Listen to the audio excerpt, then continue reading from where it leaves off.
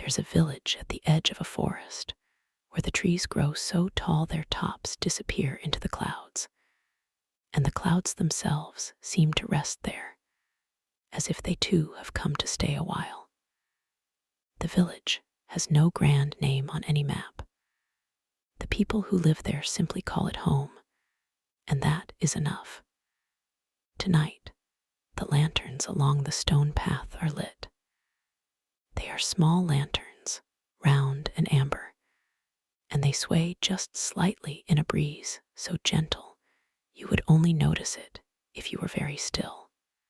The kind of still you can become when there's nothing left to rush toward. The kind of still that feels, after a long day, like the softest gift. A woman named Lena is walking that path now. She is not young, and she is not old.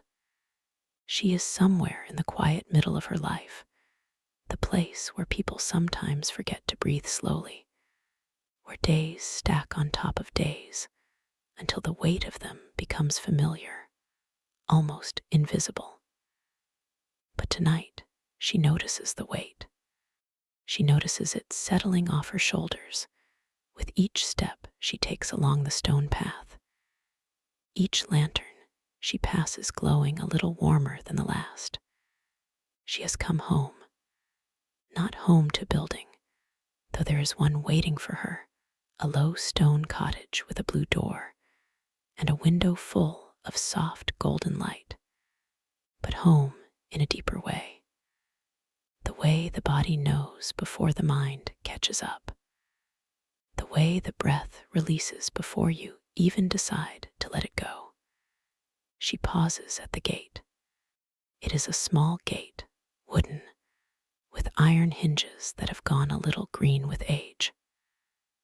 A climbing rose grows along the left post, and though it is late in the season, there are still 2 or 3 blooms, pale pink against the gray wood, opening in the cool air as if they have been waiting patiently all day just for this quiet moment.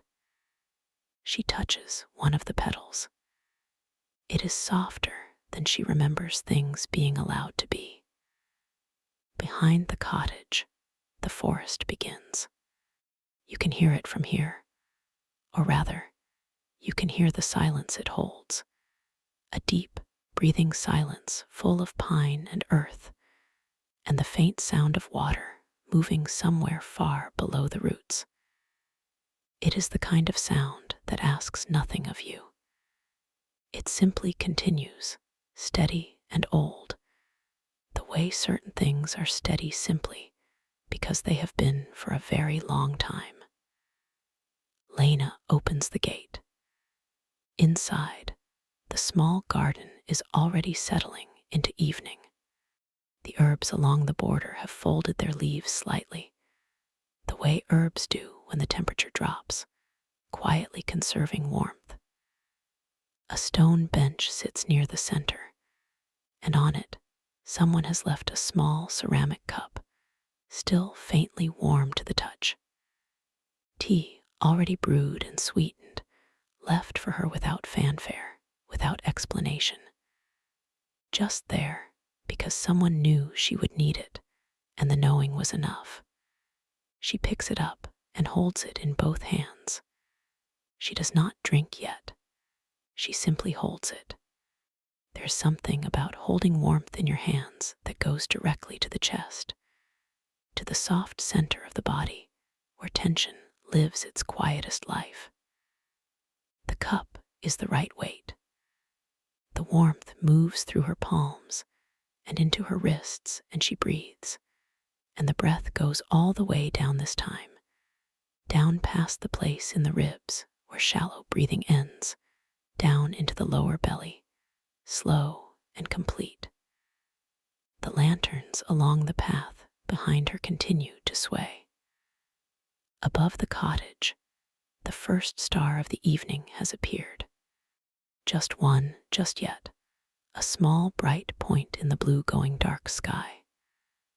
Lena watches it for a moment. There was a time when she would have wished on it, made some careful, quiet bargain with the night, But tonight, she simply watches it. It is beautiful and far away, and it has nothing it needs from her, and she has nothing she needs from it, and that is a kind of peace in itself. She takes her first sip of tea. Chamomile, she thinks, and something else, something faintly floral, soft, and familiar in a way she cannot quite name, but does not need to. Some things are best received without analysis. Some things are simply good. The blue door of the cottage waits. She is not in a hurry to go in. The garden is too gentle, the air too easy, the cup in her hands too warm. And the evening has a way about it tonight, a particular quality that feels almost deliberate, as if the world has arranged itself with some care around this hour. This small square of stone and rose and amber lantern light, this woman standing in the middle of it all, remembering what it feels like to simply be. The forest breathes behind the cottage wall. Somewhere inside, a lamp is glowing. Through the window she can see its light, and she can see the edge of a table set for the evening, and she can see the shadow of a bookshelf and the faint dark shapes of familiar things, the things that collect over a life lived slowly and with some attention to what matters. She finishes the tea. She sets the cup gently back on the stone bench. She walks toward the blue door, and as her hand finds the latch, the night deepens just slightly around her, the way nights do when the last light surrenders and the stars begin to multiply, and the village at the edge of the forest exhales, and the lanterns glow, and everything that needed to be done today has been done, and everything that cannot wait until tomorrow can wait until tomorrow.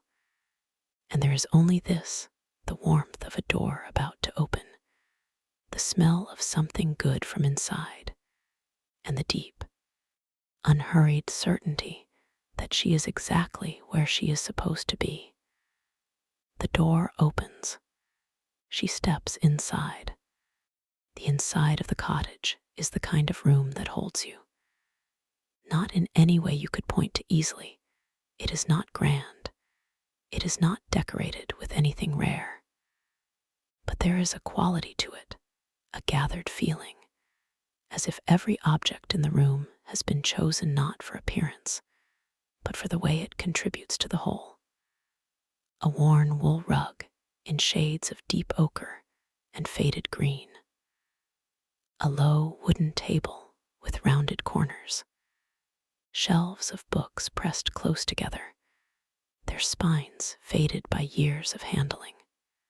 A fireplace not large, but burning steadily with logs that have settled into their glow, past the crackling stage, into the quiet orange red of a fire that will last the night. Lena closes the door behind her, and the sound outside softens completely. The village, the path, the cool evening air, they are still there, just beyond the wall, but they have become a different kind of present, like a sound heard from underwater, real, but far, and requiring nothing. She removes her coat and hangs it on the hook near the door. It is an old coat, this one, soft at the collar from years of wear, and it carries with it the particular smell of outdoors, absorbed slowly over time. Pine and cool stone, and the faintest echo of wood smoke from evenings past. She hangs it and smooths the front of it slightly with one hand, a small unconscious gesture of care, and then she turns into the room. On the table, there is a bowl of soup. It has been set there recently. The steam rises in slow, lazy curls above it, spiraling upward and dissolving before it reaches the low wooden ceiling.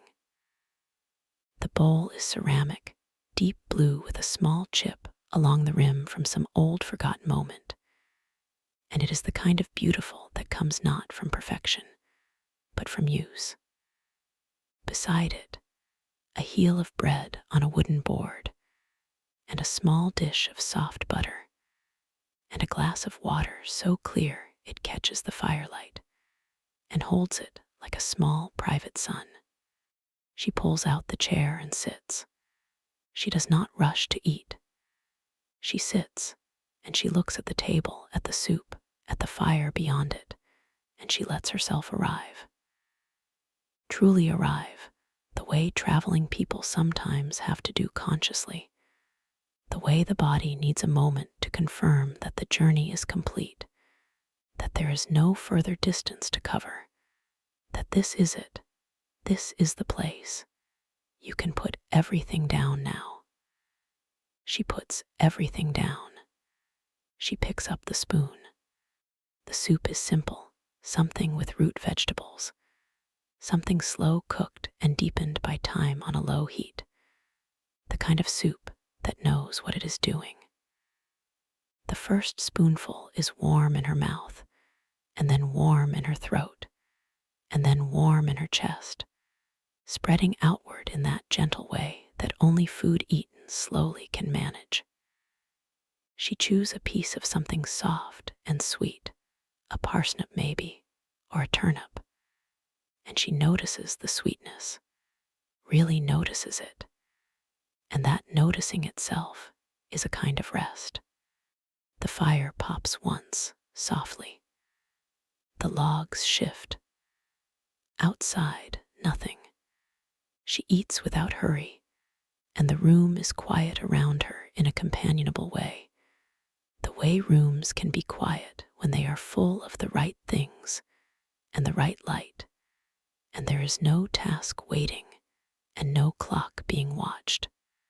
The bookshelves along the far wall seem to lean inward slightly, not in any alarming way, just in the way that shelves full of red books have a certain gravitational quality, a density of stories and hours and other lives that gives a room its character. She has read most of those books. Some of them she has read more than once. The way you revisit certain places not because you have forgotten them, but because they give something different each time, or because you are different each time, and the book, remaining exactly itself, reflects the change back to you. When the bowl is empty, she holds it in her lap for a moment, the way she held the teacup in the garden, both hands, the residual warmth passing through the ceramic and into her palms. It is a small thing, this warmth, but small things, received with attention, have a way of accumulating into something large. She sets the bowl aside and takes the glass of water. The water is cool and very clean, and she drinks half of it slowly, feeling it settle. Then she carries the bowl to the basin near the window and sets it there with the spoon, and she does not wash them now. Now is not the time for washing. Now is the time for the fire, and the hour that follows dinner when the body begins to signal, quietly and without urgency, that the day is completing itself, that the systems are easing, that the long machinery of being awake is beginning its nightly negotiation with sleep. She knows this hour well. She returns to the chair by the fire and sits in it differently now, not upright, but settled, her spine finding the back of the chair, her feet resting flat on the rug, her hands loose in her lap. The fire has settled too. It is lower now, the flames barely visible, mostly the deep glow of embers doing their slow, patient work. The room is dimmer than it was when she came in, and the dimness is right. It is the right amount of dimness for this hour, enough to see the room, but softly enough that the edges of things have gone warm and indefinite. The shelves and table and walls, all gathered into the same amber tone. Her eyes are heavy, not unpleasantly so, pleasantly so, the kind of heaviness that is the body's most honest communication.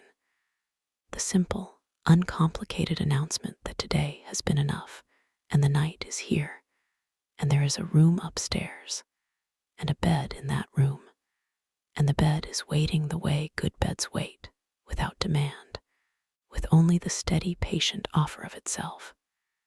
She is not quite ready. There is one more thing she wants first. She reaches to the small side table beside the chair and picks up a book, not to read, not really, just to hold.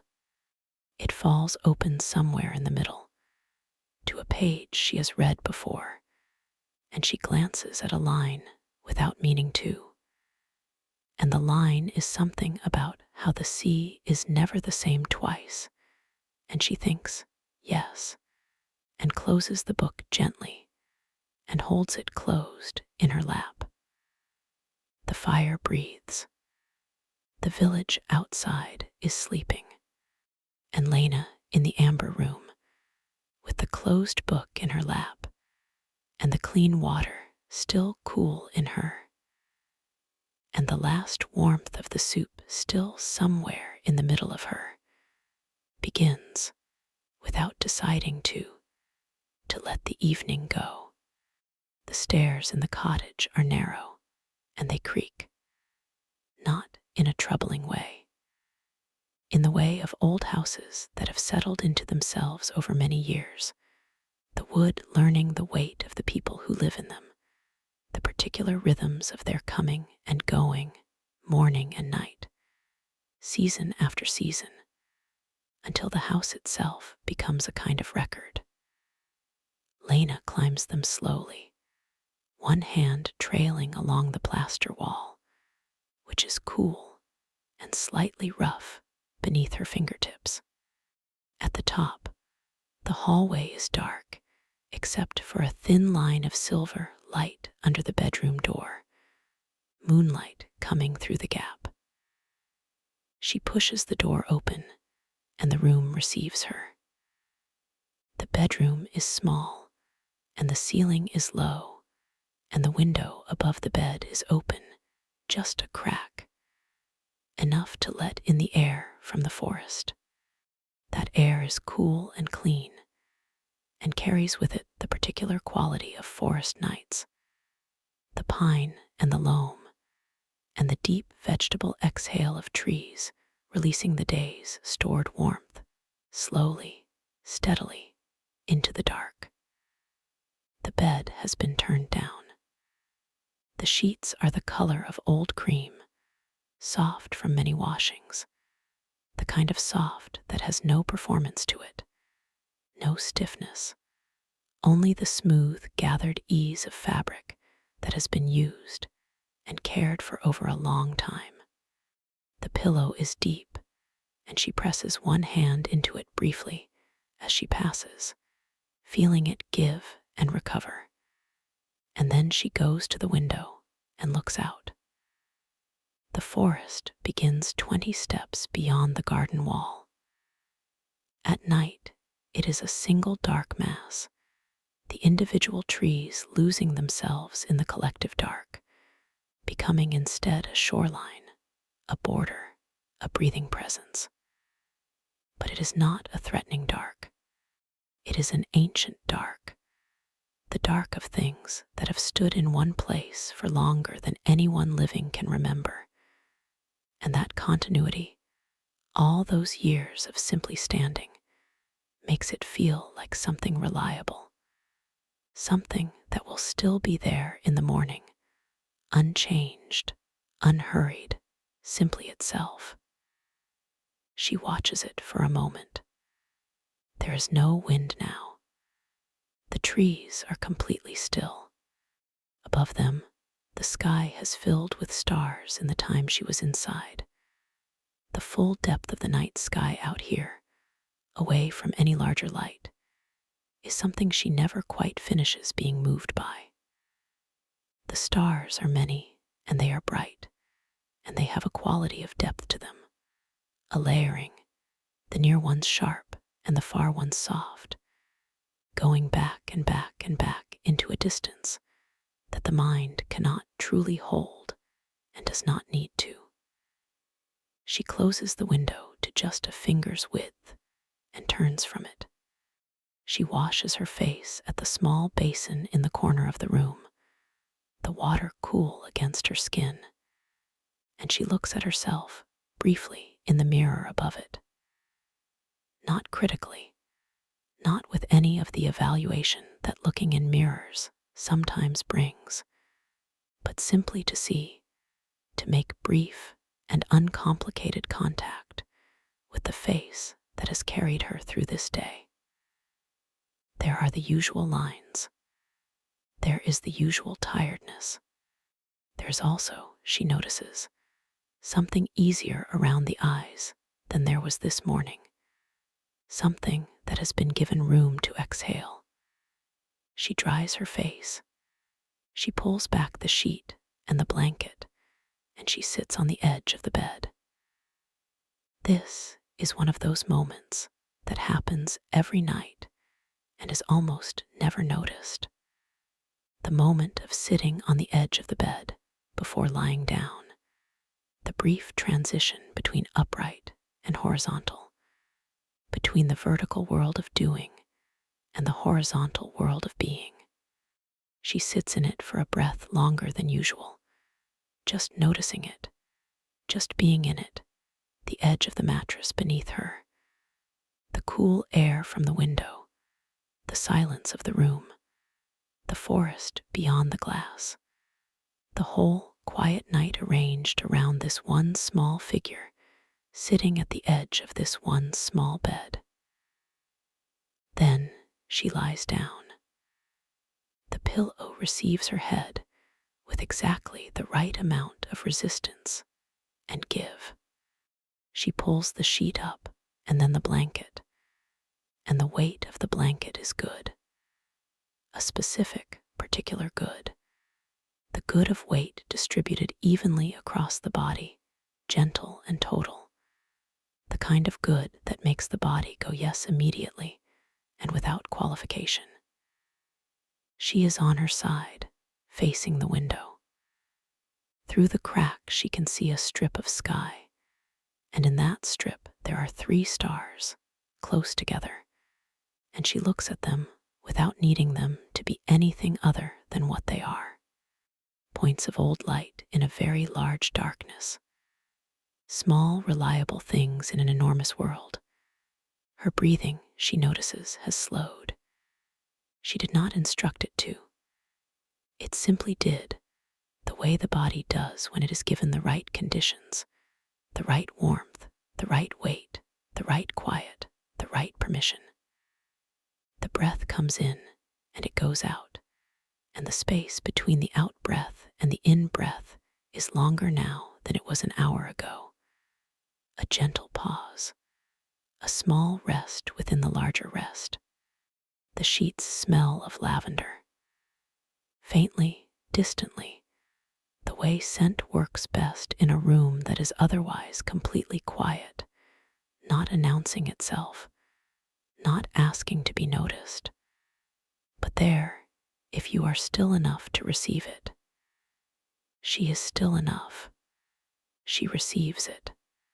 Her eyes do not close yet, but they are soft, the way eyes get when they have finished with the day's work of seeing, and are beginning to ease toward the different quality of seeing that happens when they are closed. The interior seeing, the loose and wandering vision of the mind moving toward sleep. The fire downstairs has gone to embers by now. She cannot see it from here, but she knows it is there, glowing quietly in the dark room below, keeping a small warmth in the floor beneath her, the house holding its low heat against the cool of the night outside. She thinks of nothing in particular. There is the forest. There are the 3 stars. There is the lavender. There is the blanket. There is the slow breath coming in and going out, and the room dark enough, and the night old enough, and the day complete enough that the body needs nothing more from the mind. And the mind, perhaps for the first time all day, is being asked for nothing in return. Her fingers uncurl on the sheet. Her shoulders, which she had not known were still carrying anything, lower one small degree. And the bedroom holds her, as it has held her on many nights before this one, as it will hold her on many nights to come, quietly and without condition, in the deep and generous dark. Sleep, when it comes to the village at the edge of the forest, comes differently here than in other places. It does not arrive in a rush, the way it sometimes does in cities, falling over an exhausted body like a curtain dropped from above. Here it comes slowly and from a long way off, like weather moving across an open field. You can feel it approaching before it arrives, a deepening of the quiet, a thickening of the dark, a particular ease that moves through the limbs, the way warmth moves through cold hands held near a fire. Lena feels it coming. She is not asleep yet, but she is in that country just before sleep, the place that has no clear name, but that most people recognize, where thoughts are still present, but have lost their edges, where time has gone a little loose, where the body has made its final negotiations with the night and decided, without fanfare, to surrender. And as she lies there, in the place just before sleep, the forest outside the window begins to do what it does only in these very late and very quiet hours. It begins to tell its story, not in words. The forest does not deal in words. It deals in sounds and silences, in the breathing of old wood, in the movement of air through 10,000 needles, in the particular low conversation that trees have when no one is awake to ask them questions. Tonight it is telling something very old, some long, unhurried account of seasons and rain and the slow passage of years.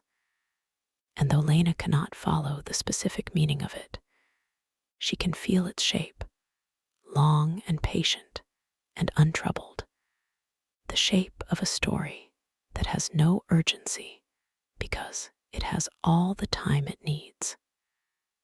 She listens. Her eyes are closed now. In the darkness behind her eyes, there are small movements of color, not vivid, not demanding, just the gentle phosphorescence of a mind releasing its hold on the day. Images rising and dissolving with no particular logic. The blue door, the rose on the gate post, the 3 stars through the window crack, the soup still warm in the bowl.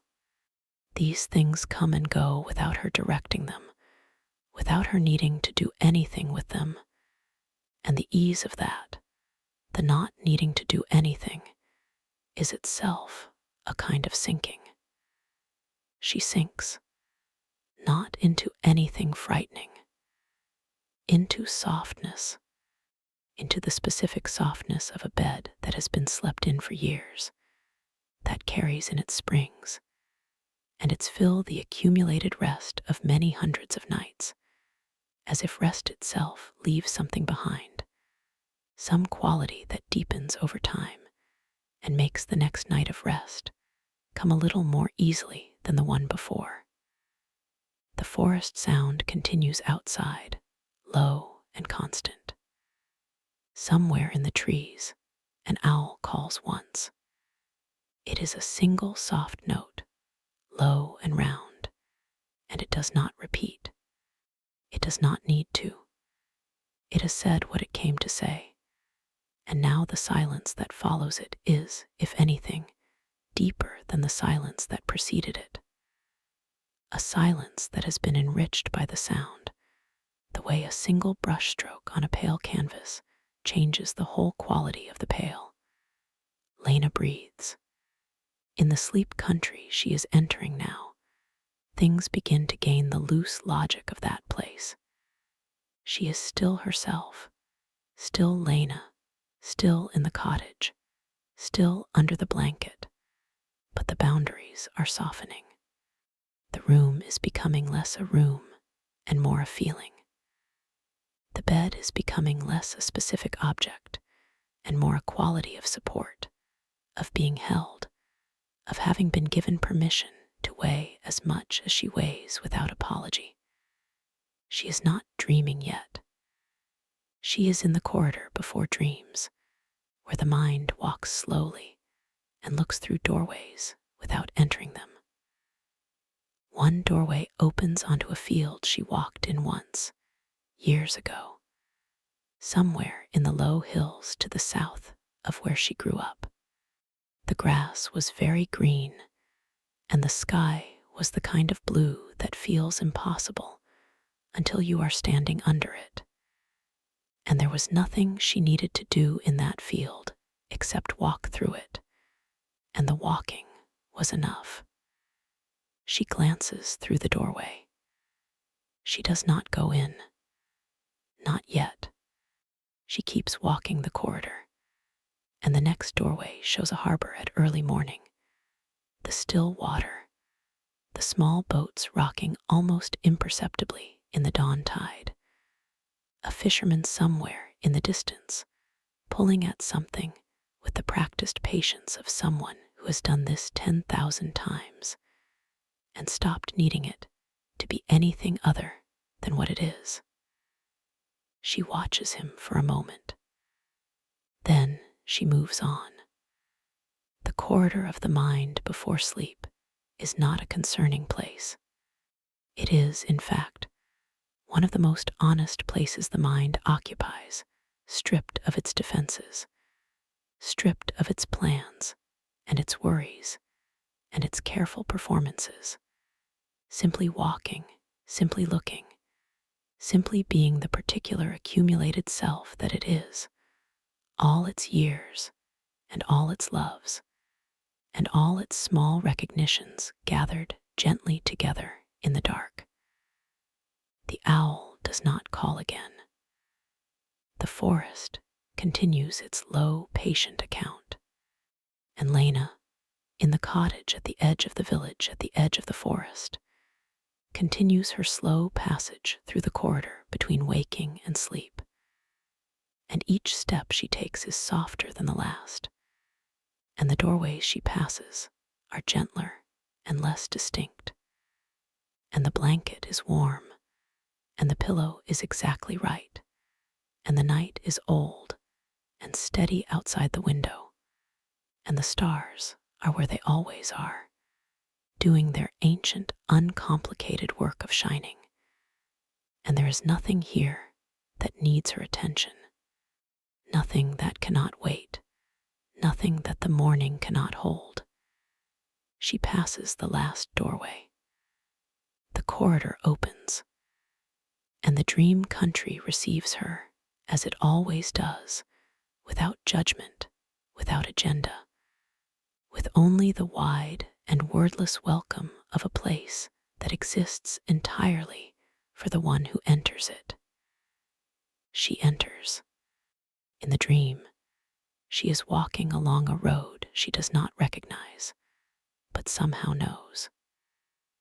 This is one of the qualities of certain dreams, the feeling of deep familiarity with a place that cannot be located in memory. as if some part of the self has been here before, not in this life necessarily, but in some other accounting of time, some register that runs alongside the ordinary one and occasionally surfaces in sleep. The road is unpaved, 2 tracks of pressed earth with a strip of long grass down the middle, and it curves away ahead of her between low stone walls covered in moss of the most extraordinary green. The color of the moss is almost too vivid, the way certain things in dreams are not frightening, just more intensely themselves than waking world things tend to be. The sky above is low and soft, a pale gray-white, the kind of sky that holds light without any particular drama, a diffuse gentle light that comes from everywhere at once and casts no hard shadows. She walks. There is no destination she is aware of, but the walking is not aimless. It has the quality of walking that is its own purpose, the body moving because movement feels right, because the road is there, and the morning, or whatever time of day this is easy, and there is no reason to stop. On either side of the stone walls, fields open out in long, slow gradients of color, pale gold and deep green, and the occasional rust of bracken. A single tree stands in the middle of the far field, very old, with the wide spread of a tree that has been given room and years in equal measure, its branches reaching out horizontally in both directions like arms offering themselves to the sky. She stops to look at it. It is the most peaceful tree she has ever seen. That is not something she has thought before, that a tree could be peaceful in itself, but this one is.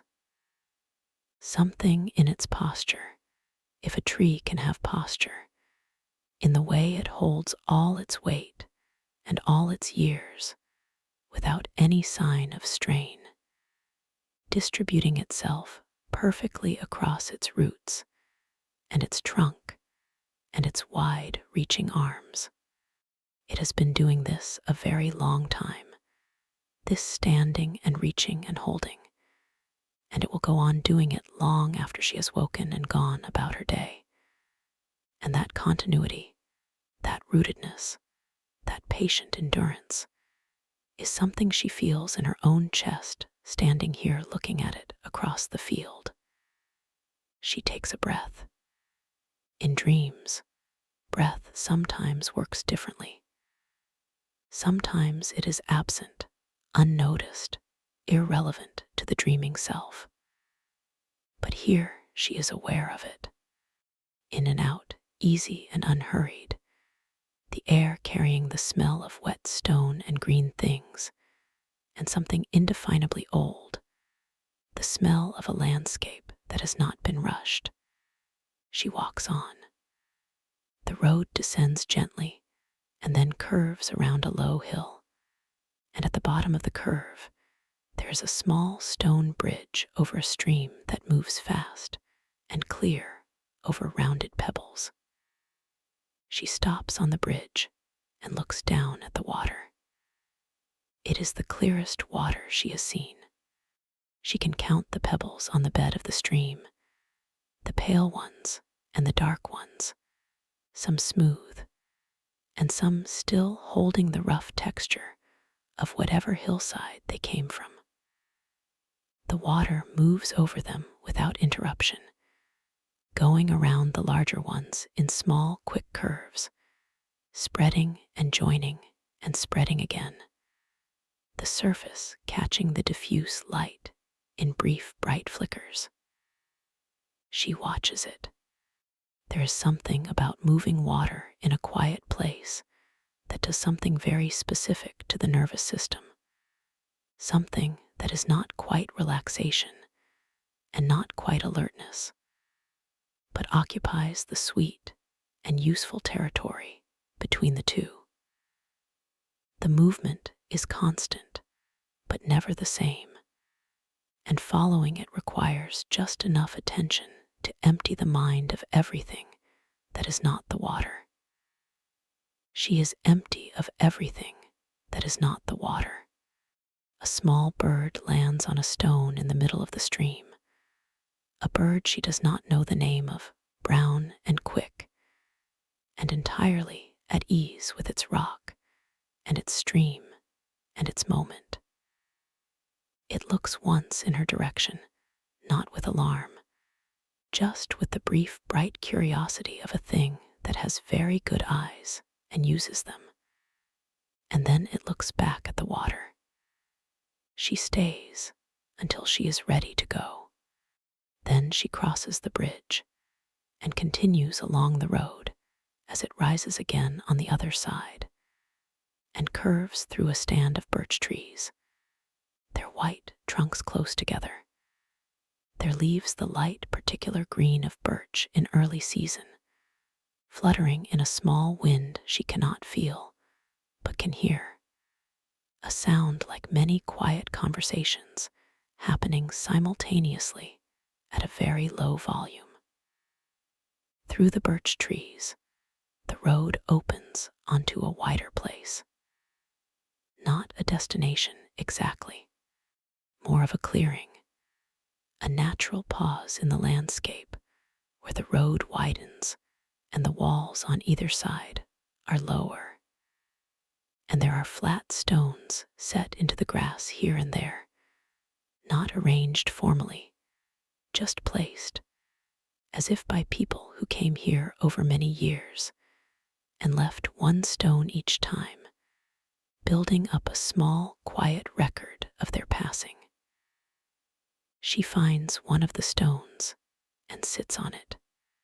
It is warm despite the pale sky, warmed from below perhaps, from the deep, reliable warmth of the earth. And she lets that warmth come up through the stone and into her.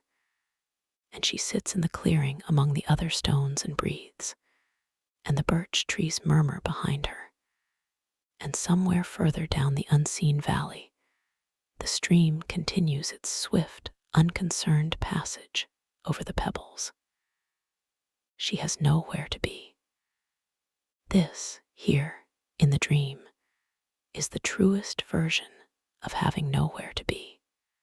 The waking version of that thought always carries some residual tension, the awareness of the nowhere to be as a temporary state, a gap between responsibilities. But here, there is no gap. There is only the clearing and the warm stone and the murmuring birch and the pale, soft sky that holds its light evenly in every direction and offers it without condition. She sits, she breathes. The dream holds her in the clearing, and the clearing holds the dream, and somewhere far away, in a cottage at the edge of a forest, in a village, with no name on any map, her body sleeps deeply and well, and the blanket is warm, and the night is quiet, and the owl has long since returned to its tree. There are moments in deep sleep when the dreaming mind moves into a different register entirely. Not the vivid narrative of story dreams, not the loose corridor of the almost sleeping mind, but something quieter and more spacious, a kind of waking inside the sleep, a soft consciousness that is aware of being at rest. Lena is in that register now. She is aware dimly of the blanket, of the pillow, of the particular quality of her own stillness, which is not the stillness of someone holding themselves still, but the genuine deep stillness of a body that has released its last holding and gone fully, trustingly, into the arms of the night. She is aware of the sound of the forest, which has entered the room through the cracked window as a low and barely their presence, less a sound than a quality of the air, a density, a there-ness that the room has because the forest is just beyond the glass. She is not dreaming exactly. She is resting inside the rest, and in that place something moves. It is not alarming. It is like watching light move across a wall, the kind of light that enters a room through a window in the afternoon and moves with the sun, steady and slow and entirely beautiful, asking nothing of the person who watches it. The movement is simply there, and she is simply aware of it, and the awareness itself is the softest possible kind. What moves is memory, not the sharp-edged kind, not the kind that comes with wanting or regret. The other kind, the kind that surfaces in deep rest, worn smooth by time into something round and warm and handleable. Small memories, a kitchen she stood in once as a child, the smell of something baking in it, the particular afternoon light through a yellow curtain, the sound of someone she loved very much moving in the room next door. Nothing significant, just the texture of a life, its specific sensory record, the way the world has felt as she has moved through it. She receives these things without needing to do anything with them. They are not invitations to analysis. They are not problems to be solved. They are simply what they are. The personal residue of being alive for a particular number of years, in a particular body, in a particular series of places. The accumulated ordinary beauties of an ordinary life, which is not a small thing, which is in fact an enormous thing when received in this way, from this depth of rest, without the filters and the needs and the urgencies that waking attention brings. The yellow curtain, the smell of baking, the sound of someone loved moving in the next room. She holds these things gently, the way you hold something old and fragile and beloved, not clutching, just supporting, the way you would hold a bird that has come to rest in your open palm. Then, gently, she lets them go. They dissolve back into the deep sleep from which they came, returning to wherever memories rest when they are not being remembered. She lets them go, and the space where they were is not empty, but full of the quiet, full of the blanket warmth, full of the forest air, full of the specific and irreplaceable quality of this room in this village on this night, this one night among all the nights of her life. Outside, something is happening with the weather. Very gently, with no urgency, rain has begun. Not heavy rain, the finest possible rain, so fine it is more like mist that has decided to fall. A rain that makes almost no sound, but changes the smell of everything, bringing up from the earth and the stone and the old wood of the cottage a dozen quiet fragrances that were held in waiting all through the dry hours, and are now released slowly and generously into the air. The rain touches the window, just barely, a whisper of moisture against the glass. Inside, the room is dry and warm and unchanged, but the rain is present now as a quality of the air, as a soft background murmur, as the smell of earth drinking. And that smell and that murmur settle over the room and over Lena's sleeping body the way a second blanket settles, with additional weight that is only comfort, only the good and total weight of the world going on as it should outside, while inside everything is still. The forest receives the rain. You can imagine it, the fine drops landing on 10,000 needles, the momentary darkening of the bark, the drinking moss, the grass between the roots brightening. The forest does not need to acknowledge the rain. It simply opens to it, the way it opens to everything, with the undramatic acceptance of a living thing that has made its terms with the world and does not require the world to be otherwise. Lena breathes in and out, and the breath is very slow now, very even, the breath of deep sleep that has settled past all its stages into the simplest and most complete version of itself. The in-breath takes its time. The out-breath takes its time. The pause between them takes its time. Everything is taking its time, and there is all the time there is, which is the night, which is long and dark, and given over entirely to this. The rain continues, barely there. The forest receives it. The village sleeps. And Lena, in the small bedroom with the low ceiling and the window cracked open, and the blanket warm, and the rain just barely whispering against the glass, rests inside her rest, lets the memories rise and dissolve, and rise and dissolve, and holds nothing, and needs nothing, and is held by everything, by the bed and the blanket, and the room and the house, and the village, and the forest, and the rain and the dark, and the vast and patient night. She is resting. She is completely resting. And the night goes on, and the rain goes on, and the warmth goes on, and everything that needed to end has ended, and everything that needs to continue continues softly, and without requiring a thing from her. Deeper now. The sleep has gone deeper than the rain, deeper than the memory, deeper than the gentle floating awareness of being at rest.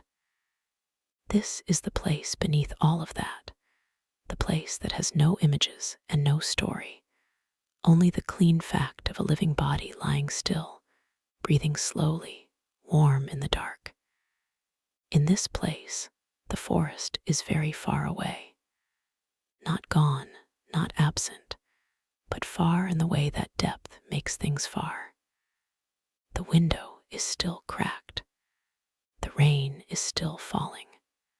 But from here, from this depth, these things exist at the surface of the sleep, like reflections on the top of a deep lake, present, but remote, belonging to a different layer. From this depth, the body speaks only in sensations. The weight of the blanket, the smoothness of the sheet under her cheek, the particular quiet of her own lungs filling and emptying, the warmth that has accumulated under the blanket in the hours since she lay down, her own heat given back to her by the fabric, by the mattress, by the careful architecture of a bed made for warmth. She is warm. She is still. She is deeply, completely, thoroughly asleep. And the village around the cottage is doing what villages at the edges of forests do in the hours between midnight and dawn. The lanterns on the path have burned low, or been extinguished by the rain, or simply run out of whatever fuel they were given for the night. But the path does not need them now. The night has its own light, the faint silver of cloud-covered stars, enough to see the outlines of things, the gate and the garden wall and the rose canes, and the roof of the cottage with its slight ridge of moss and its two small chimney stacks, one still faintly warm where the fire embers hold their last heat. The blue door is closed. The window upstairs glows with nothing. From outside, the cottage is simply part of the village, one of a dozen such buildings, each holding its sleeping person or people, each a small self-contained world of warmth and breath and rest. You could walk the path between them in the rain and feel the particular comfort of a street at rest. All those lives temporarily suspended in sleep, all that daily friction and effort and becoming temporarily set aside. And what remains is this: the shape of the buildings, the smell of rain, the low warm fields beyond, and the forest at the edge of everything, going on and on into the dark. Inside the cottage, time moves differently. In sleep, time is not the linear progression of clocked hours. It folds and stretches, a minute becoming long and full, and then the next hour passing in the time it takes to breathe. What matters in sleep is not duration, but depth, not the length of the night, but the quality of the rest, the degree to which the body and mind have been allowed to put down their instruments and simply be what they are when no one is asking anything of them. Lena's body knows how to do this. It has done it every night of her life. This is one of the things the body knows with more certainty than almost anything else. How to sleep, how to breathe, how to hold warmth, how to repair itself in the dark. All the things that the waking mind adds, the worry, the planning, the accounting for past and future, these are the body's guests, and in sleep they leave, and the house of the self returns to its own quiet order. In the village, a cat crosses the path.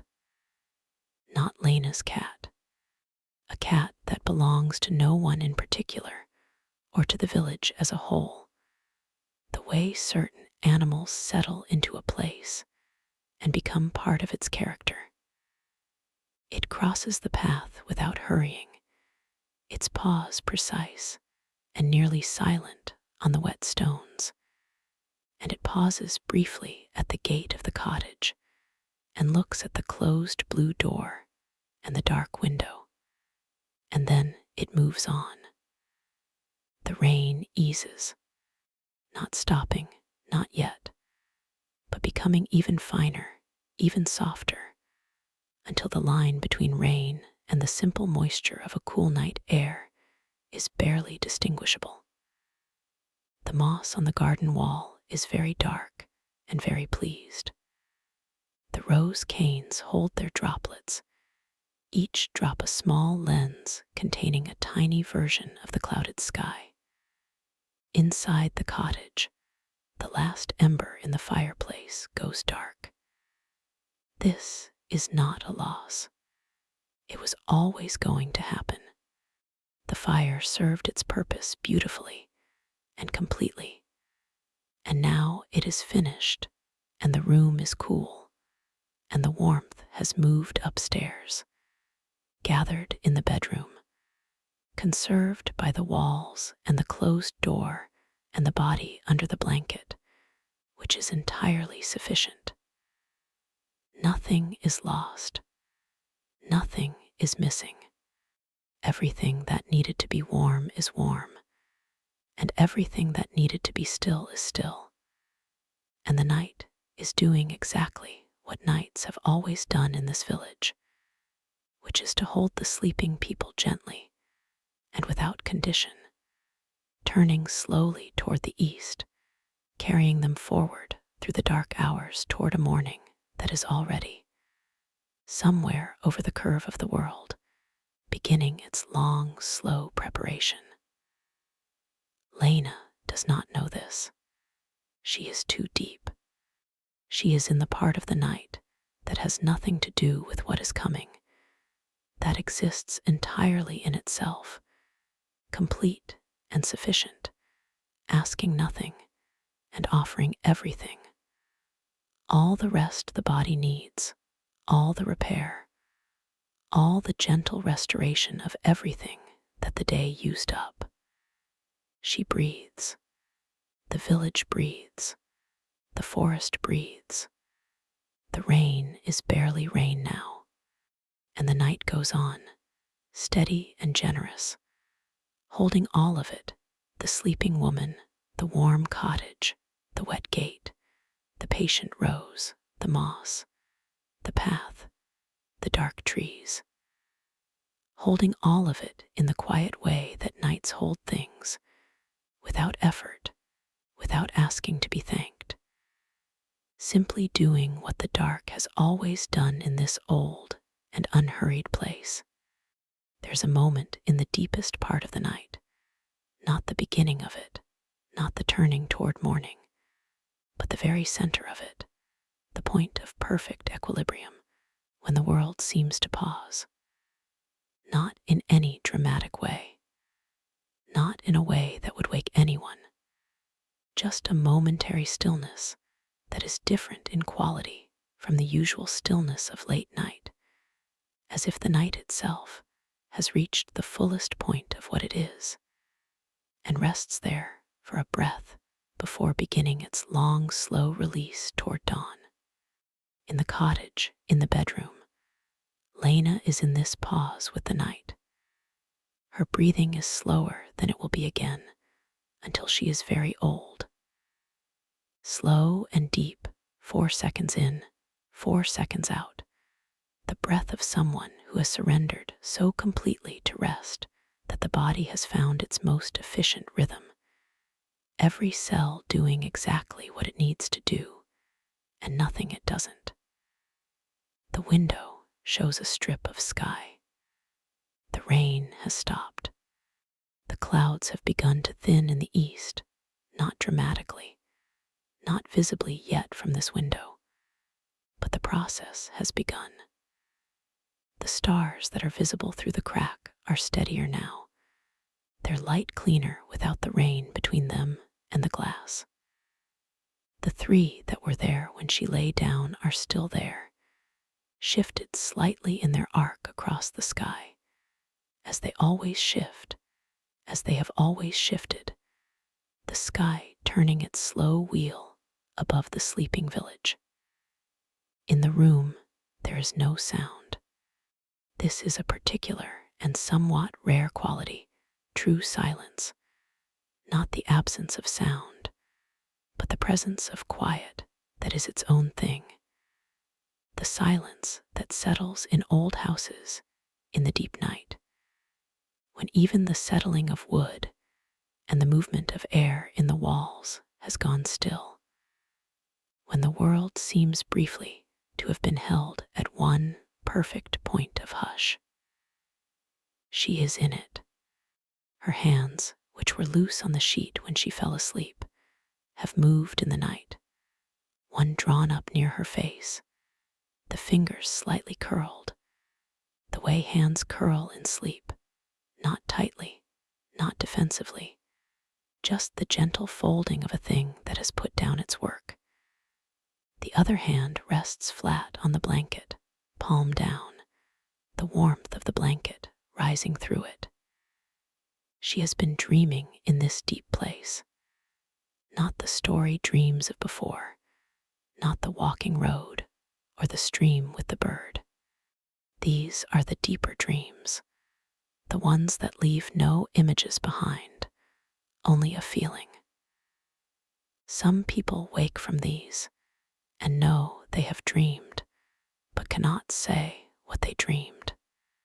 All they have is the feeling, which is sometimes hard to name, but is almost always some version of the same thing, not happiness exactly, not relief exactly, but something that contains both of those things and adds to them a third quality, a quality of having been returned to something true, some understanding that the waking mind loses in its business, but that sleep recovers. She is in that feeling now.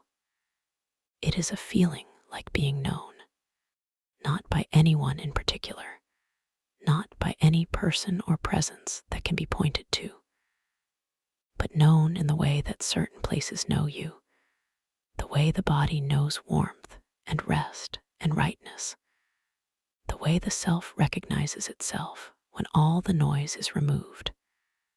A feeling like, yes, this is me, this is what is, this is sufficient, this is, in fact, more than sufficient, this is full. The night holds this feeling gently. Nights are good at holding feelings that the day doesn't quite have room for, the feelings that are too quiet to compete with the noise of living, but that are no less real, no less important, no less true. The night gives them room. The dark gives them room. The silence of the deep hours gives them exactly the space they need. Outside, something small and nocturnal moves through the garden.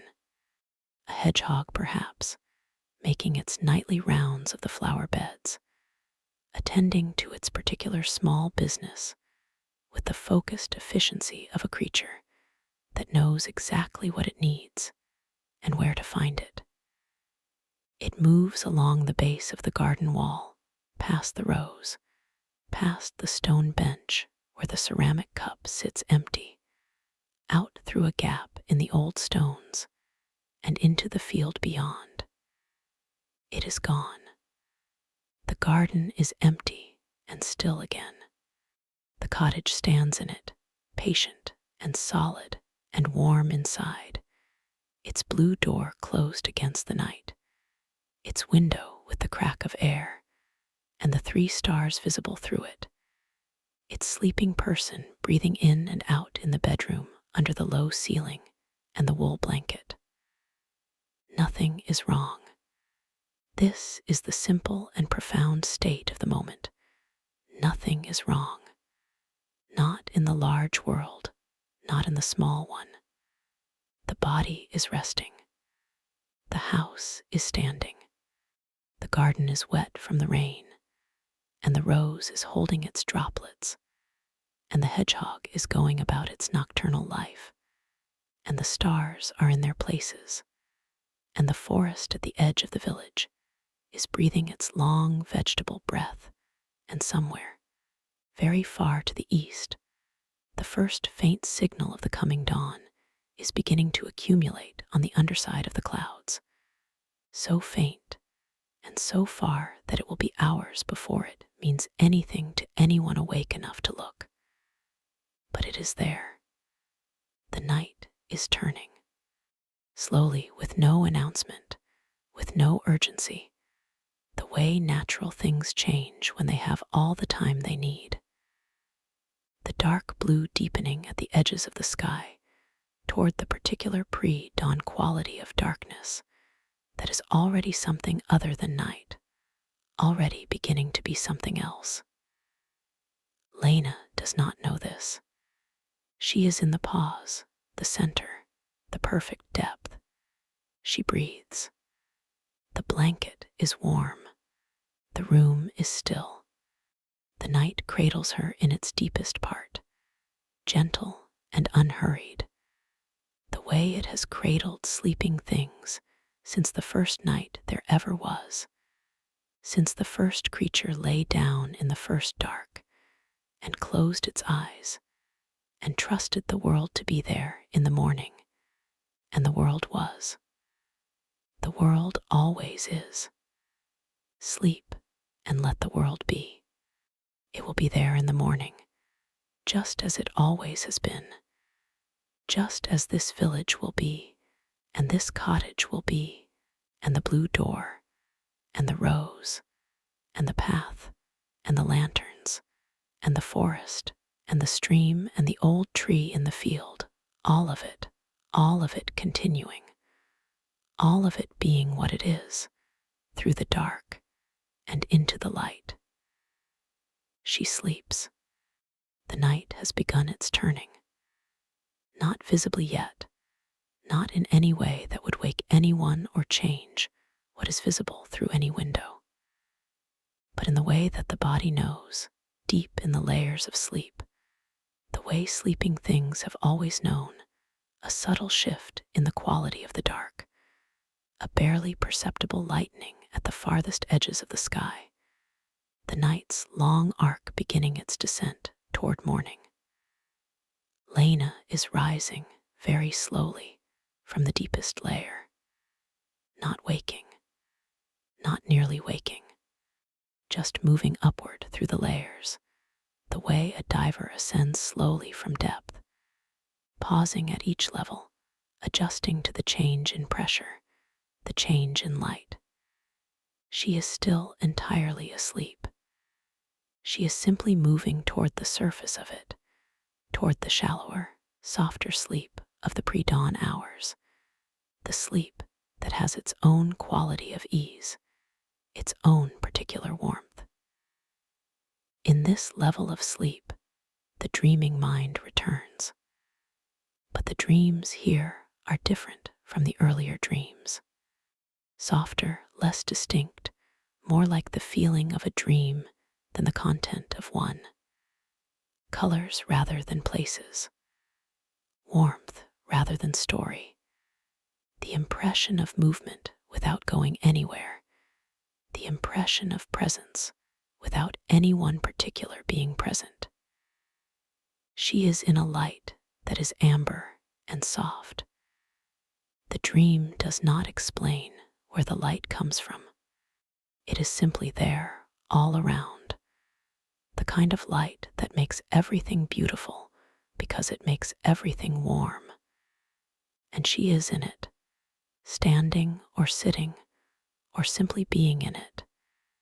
And it is on her face and on her hands. And there is nothing she needs to do in this light except receive it. She receives it. Outside the cottage window, the sky has shifted from the absolute dark of the deep night to something very slightly less dark, a gradient so gentle that you would need to be watching very carefully to detect it, and no one is watching. The village is still asleep. The forest is still in its pre-dawn hush, but the birds know.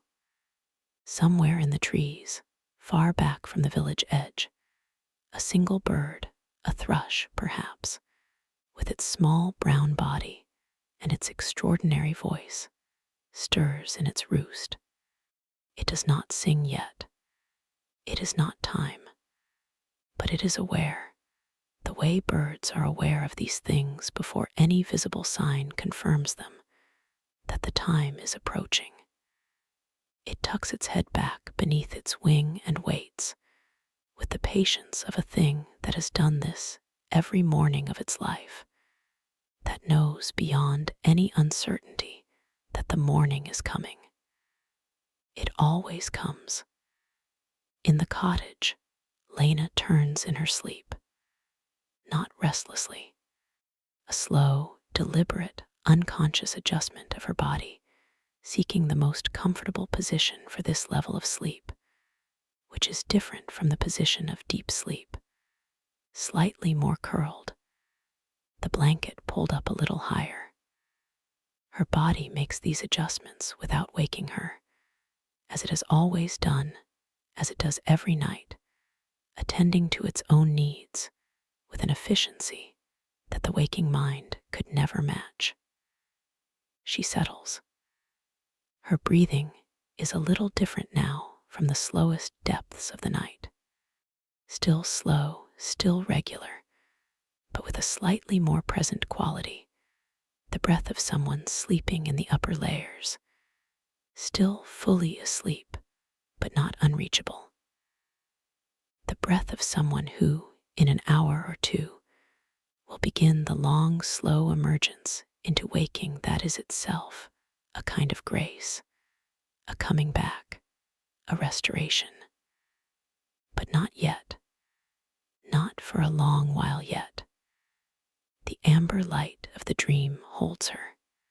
She is somewhere in it that is not quite a place, more like a feeling of place, the feeling of somewhere beloved, somewhere that has always been safe, somewhere that the self returns to not in the waking world, but in this world, the interior world that is accessed only in sleep. And that holds things the waking world cannot, a particular tenderness, a particular uncomplicated belonging. She belongs here. In the dream light, she is entirely herself, the full self, not the self the day requires, capable and attending and navigating, but the whole self that includes all the parts the day asks to stay quiet, the part that wants to rest without earning it, the part that finds beauty in small things and needs that to matter, the part that loves the smell of rain on stone and the weight of a warm blanket and the sight of a single bird on a stream stone and a tree that has stood in a field for 100 years. All of that is her. All of it is here in the amber light of the pre-dawn dream. She breathes, and the light breathes with her, expanding and softening with each inhale, deepening and settling with each exhale, entirely synchronized with the slow rhythm of her rest, as if the dream itself is in conversation with her body, as if the inner world and the outer world are, in this hour before the morning, briefly and beautifully aligned. Outside, the thrush shifts in its roost. The sky at the very edge of the east is no longer the same color as the sky directly overhead. Not light, not yet, nothing that the eye could name as morning, but different. The absolute of the night is cracking, just barely, just at the horizon, just at the farthest distance, and the world that exists at that distance is doing what worlds do when the dark lifts. It is beginning, very quietly, to remember its colors. The moss will be green again. The rose will be pink again. The wet path will be gray stone, and the gate will be old wood, and the field beyond the wall will be pale gold in the early light, and the tree in the middle of it will cast its long horizontal morning shadow across the grass, and the stream will catch the first of the sun and give it back as light. All of this is coming. It is always coming in the dark. All of this waiting just beyond the turning of the night, patient and absolute and certain. Lena sleeps. She is in the amber light, and the amber light is warm, and she is warm, and the blanket is warm, and the house is warm, and the village and the forest and the whole quiet pre-dawn world are going on in their own unhurried way, preparing the morning with the same care and attention that someone set the soup on the table and the teacup on the stone bench and turned down the sheets. The same quiet love that good things are done with when no one is watching, just because they are good and because the doing of them matters. The thrush waits, the dream holds, the night turns. You are nearly there now. Not at the morning. The morning is still a long way off, but at the place in the night where the rest has done its work, where the body has taken what it needs from the dark and the quiet and the warmth, and what remains is only this, the ease of it, the settled, unhurried, completely sufficient ease of a night of rest drawing toward its completion. This is a good place to be. This is, in many ways, one of the best places there is. The village at the edge of the forest is still and complete in the pre-dawn dark. The lanterns are out. The paths are empty. The windows are dark in every cottage, every house, every low stone building along the quiet road.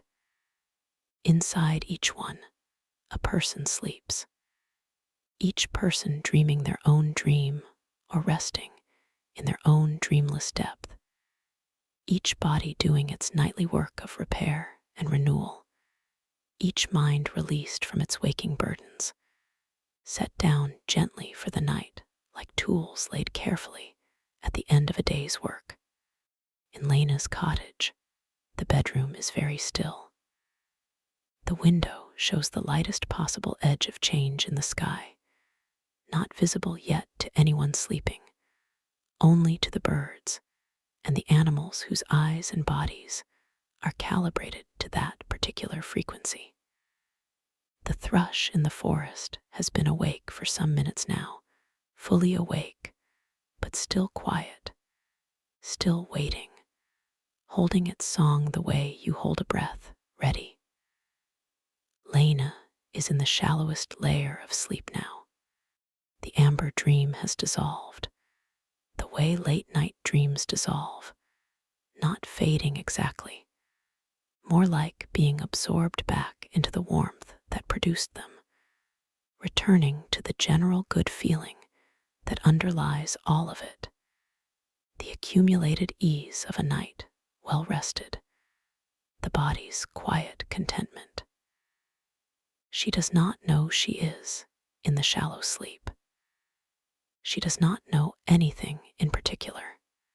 She simply is, warm and still and breathing, her body carrying out its ancient agreement with the night, honoring it to the last, drawing every remaining rest from the remaining dark. Her hand, the one near her face, has opened slightly. The fingers are relaxed, lying open on the pillow, the way hands lie when they have been open a long time and have forgotten there is anything to hold. This is what rest does to the body over a long and gentle night. It opens the things that were closed. It releases the things that were held. It reminds the body of its own natural state, the state before the day's tensions are added, before the holding begins, the open, easy, warm, and trusting state of a self at rest. The blanket rises and falls. In the forest, the thrush opens its throat. The first note is single and very clear, a sound of such uncomplicated beauty that it seems to briefly reorganize the air around it. Then a second note, different, equally clear. Then 3 more notes in a phrase that has no translation in any language, but that the body understands immediately, in the way the body understands warmth and water and the smell of earth as something fundamentally right, something that belongs to the world in a way nothing can add to or take away from. The bird sings. It is still dark. It is still night in every way that matters. The song is not a signal that the night is over. It is the first voice of a world that is beginning to remember itself, testing the air, finding it good, adding its note to the long and ancient record of mornings that have come after nights, that have always come after nights, that will always come after nights, without exception, without fail. It will come. You do not need to do anything for it to come. You do not need to be awake for it, or ready for it, or even aware of it. It will come in its own time, as it has always come, and you will be there for it simply by being here, simply by continuing to rest in the way you are resting, warm and still and breathing. The morning will find you. That is what mornings do. In the cottage, in the bedroom, Lena is at the very edge of sleep, not crossing over into waking, not for a long while yet, but in that soft borderland where the sleep is light enough to carry dreams again, gentle end of night dreams, quiet, and kind. She is in the garden, not the dream garden of the earlier night, not the road or the clearing or the stream. The actual garden, her garden, just outside the blue door, in the light that has no season and no time, the light that gardens sometimes have in the memory when they have been loved. The rose is blooming fully here, not 2 or 3 pale blooms, but the whole plant in flower, every cane heavy with pink and white, and the particular soft red that rose red is at its best. The scent of them is in the air, and the air is warm, and the stone bench is warm, and she is sitting on it with her hands in her lap, not doing anything, not needing to do anything. The garden simply is. She simply is. And this is the gift of the night, the thing it gives to people who accept it fully, who let themselves be carried all the way through the dark to this place, the simple and complete experience of being, without want, without worry, without the long list of things that the waking world presents. Just here, just this, just the rose and the warm stone and the smell of the air and the breath coming in and going out, and the knowledge, deep and quiet and absolutely certain, that everything is all right. Everything is all right. It is all right right now, in this moment, in this breath. Whatever the day will bring, the night has done its work. The body has rested, and the mind has wandered and returned, and the deep self has been gathered and held and given back to itself, whole. You are whole. You are resting. The garden is full of roses, and the bird is singing in the forest, and the morning is coming slowly and gently over the curve of the world, and there is nothing between you and the deep, warm, complete rest of the remaining night but the ease of letting go. Let the garden hold you.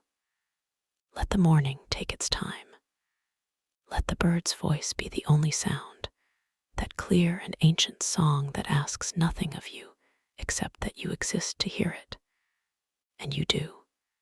You are here, warm and breathing and resting, and here. The blanket is warm, the pillow is soft, the night is quiet, and the village at the edge of the forest rests in its deep and unhurried dark. The lanterns out, the paths empty, the rose on the gatepost holding its last bloom. And inside the cottage with the blue door, one person sleeps fully and completely and at peace, carried forward through the remaining hours by nothing more and nothing less than the old and generous dark, and the breath, and the warmth, and the certain and patient knowledge that morning is always, always, always on its way. Rest now. You are safe. You are held, sleep,